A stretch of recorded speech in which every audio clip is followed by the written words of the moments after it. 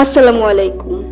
মোহাম্মদ কাসিমের স্বপ্ন আমি কেন বিশ্বাস করলাম এবং কেনই বা তাকে সাহায্য করছি, চলুন আজকে আমি আপনাদের সাথে প্রথম থেকে সবকিছু শেয়ার করি।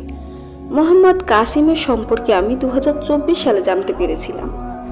সবার মতো আমিও তাকে ততটা গুরুত্ব দেইনি, শেষ জমানার ফিতনা মনে করেছিলাম, তাই তার স্বপ্নের প্রতি তেমন একটা আগ্রহ দেখায়নি।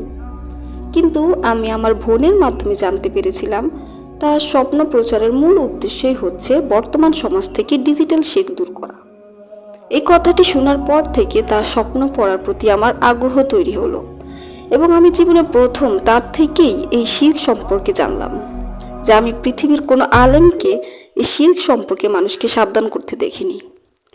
তাহলে প্রশ্ন আসে, উনি কোত্থেকে এই সম্পর্কে জানলেন? এই প্রশ্নের প্রেক্ষিতে আমি তার স্বপ্নগুলো পড়া শুরু করলাম এবং স্বপ্নগুলো পড়ে জানলাম আল্লাহ সুবহানাহু ওয়া তাআলা নিজে তাকে স্বপ্নের মাধ্যমে এসব বিষয় অবগত করেছেন। সুবহানাল্লাহ। এখন কথা হচ্ছে, শয়তান যদি তাকে এসব স্বপ্ন দেখিয়ে থাকে, তাহলে শয়তান কেন আল্লাহর সাথে শিরক করা থেকে মানুষকে সচেতন করবে? শয়তান কি ভালো হয়ে গিয়েছে? আর এই কারণেই আমি তার স্বপ্নগুলো বিশ্বাস করছি।